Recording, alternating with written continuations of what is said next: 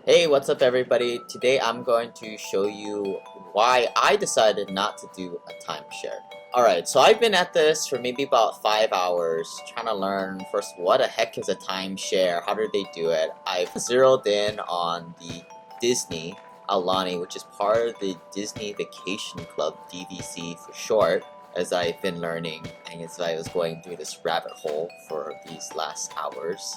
So here's how it's supposed to work in a nutshell, explained in my format. So you become a member, you pay a boatload of money, you get some like benefits, but it's the lane, you get like 10% off like stuff you maybe shouldn't buy or overpriced anyway. But you basically get these points, and these points are used to take vacations at the parks. You got a home hotel, which supposedly you can book up with a little bit less advance notice, which is good because a lot of these parks are very busy.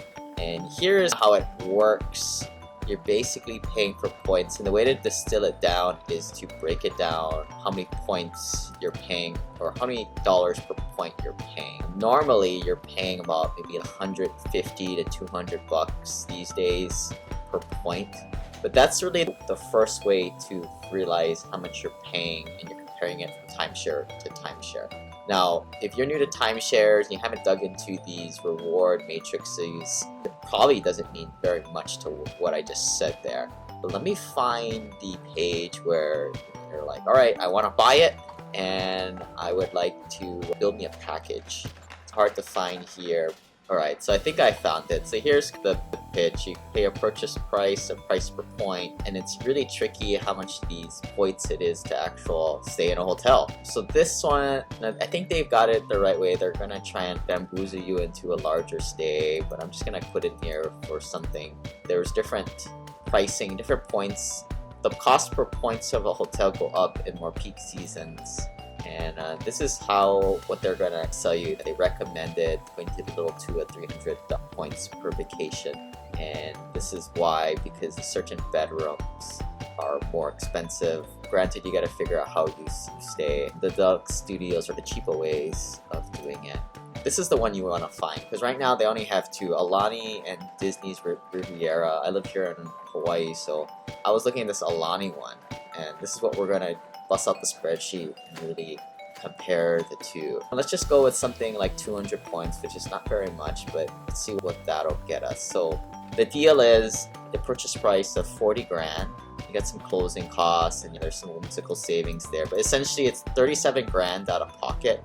You can finance it. We're not going to really dig into that because it's a wormhole. The interest rate isn't that great. It's subprime lending. They don't really run your credit score, which is why the rates are high. And then of course you have your maintenance fees, right? So on this 37,000 purchase, they're gonna want about 15 grand or $1,500 per year from you. This is what I do well. We compare things. So we're gonna take this down payment, 37 grand in year one, or we'll call it 0 for 0, and then we're gonna also, the cost of this was 139 and 12. That's actually 1668. So these will be the years. Other sort of relevant things is, so you get to use this timeshare up to, I think the year, I want to say like somewhere 40 or 50 years into the future, and then it burns off, which is relevant. I think the way I'm going to show you how to compare it, we're going to compare it to like, alright, what if we took this money and we didn't buy a timeshare, but we bought a rental property? So timeshare versus rental in cash flow, which we like, because you're making money 4 ways. So let's just say you took this money in the timeshare and this is how much you have to put in every year, and we're also going to compare it with the benefit. Or if I did this, how many times do I get to stay in the hotel, and how much money is that worth? So there's this cool thing where you can kind of bank points. It's flexible. It's not just like if you use it, you lose it type of thing. So what we're looking for is how much points does it cost me to stay at the Aillani? So they're going to say it's 16 points per night, but obviously that's the cheapest one, cheapest room, the studio room, and the worst time of the year. So what we have to find is the points charts and calculator. So if you want, let's just say we want a 1-bedroom villa. standard view. It's charging us 37 points. I'm just trying to see how. So in the summertime it surges up to 40s, and it comes down to the 30s. Okay, you know what? Let's just go with 30 points as a good 30 points per stay. And we have 200 points divided by 30. So that's 6.6 times we get to stay in a room. And I think this room is about, let's just call it 600 bucks. I've seen it more expensive, but let's just call it that. You're actually getting the benefit of about $4,000 per year. So let's call this 4,000. Let's just call this benefit. Alright, so what we're trying to do is, if we get this benefit, is it worth paying this 37 grand? And what I don't like about these vacation rooms is that you have to pay this maintenance fee, right? So let's just be very aggressive here. Let's just say the cost of these rooms are only 25 points. And let me increase the cost of the room to a whopping 800 bucks.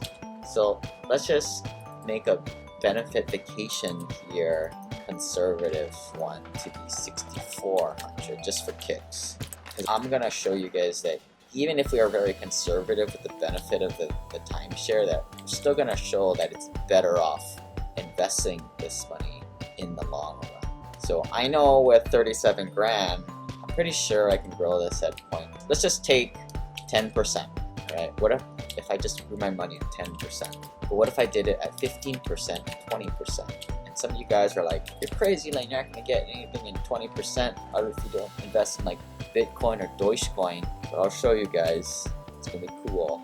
So this at 0.15, this at 0.2. So this is how much I would have made if I would have invested the money instead. And this is the conservative one that we compare it to, that if the benefit that we got from the timeshare. Some would argue that, hey, at the end of the timeshare you could trade it or you could sell it. I could also say the same damn thing with rental properties that splits and cashes out, refinances, and grows more effectively.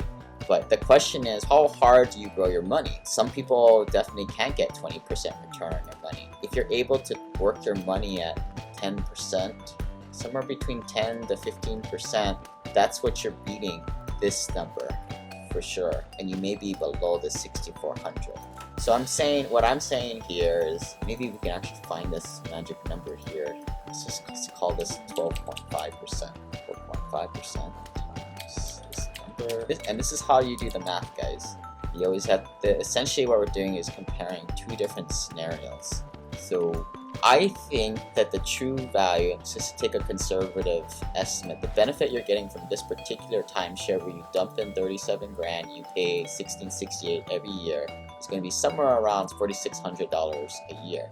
Now, if you're able to grow your money at 13% or greater, I think it makes more sense to not do this timeshare. Here's something else cool that I found with this timeshare stuff. If you're one of those people who likes to shop at Nordstrom or Neiman Marcus, you guys know how I am, right? How I don't like to invest in retail. I don't want to invest in Wall Street products. You guys know that the reason why is Lane spending like 4 or 5 hours researching this stuff? I found an aftermarket for buying these timeshares, and there's a whole bunch of them. There's not really one big provider, and I'm just flashing them all up on the screen here. And this is where it really is cool. What you want to do is you want to distill it down to $1 per point. So Disney, when you buy it retail directly from Disney, you're paying about 200 bucks per point on one of these things. So you can see here. So when you look at one of these aftermarket prices, you're seeing, let's just take this one for example, very similar type of point per year. This is the one kind of fun thing. You can find kind of good deals. This one burned all their 2020 points. There are some leftover 18 points from 2020. I think they pushed to 2021.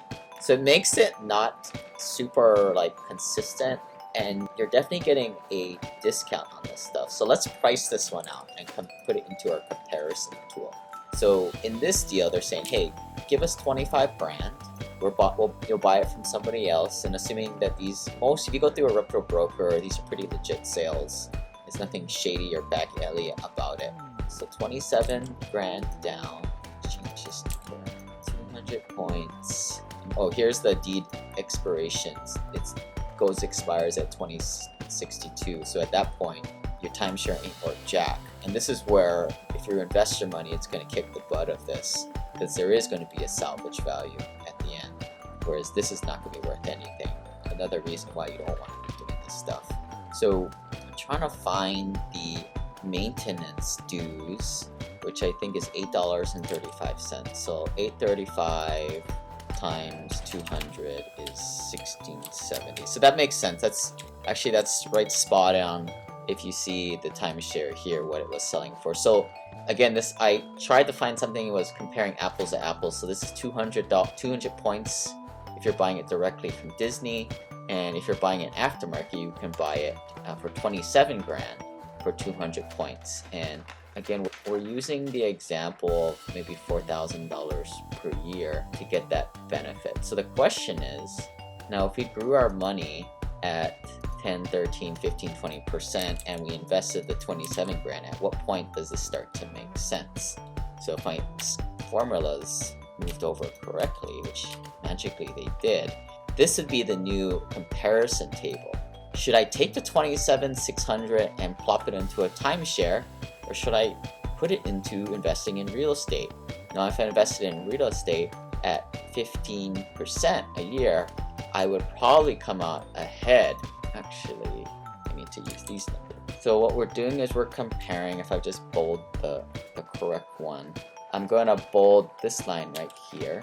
We're comparing it with $4,000 of benefit, and what we're doing here is we're trying to find the interpolate point, which I think is maybe 14.5. So the way I'm reading this, if I can grow my money at 14.5% or better, which I think I can, I'm better off investing my money and making more money in the long run than plopping it and getting the benefit of $4,000 a year.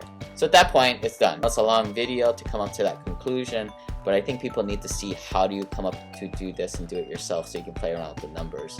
One thing that's not accounted for in here is, well, at the end of year 50, the salvage value, this is worth jack, where this will probably be worth, dude, I mean, if you're almost doubling your money every 6 to 10 years, this would be worth a heck of a lot of money. It's gonna have a lot of times to double. So, that's, again, it's already a no-brainer.